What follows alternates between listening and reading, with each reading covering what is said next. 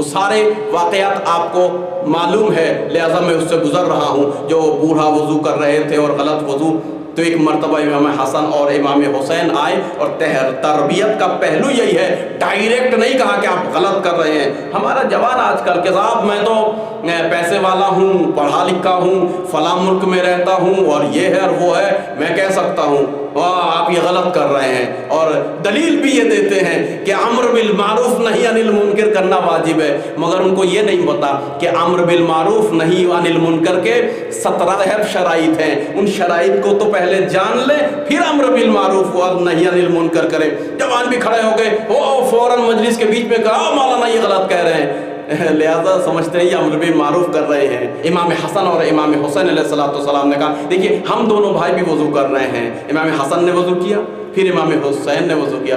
کہا کہ دیکھیے کس کا وضو صحیح ہے؟ کہا کہ تم دونوں صحیح وضو کر رہے ہو، چونکہ دونوں میں یکساں ہیں، یگانگیت ہے۔ کہا کس گھر کے بچے ہو؟ کہا کہ فاطمہ الزہرا کے گھر کا۔ اللہ اکبر۔ کہا کہ تم پر حق ہے، کہ یہ تمہارا حق ہے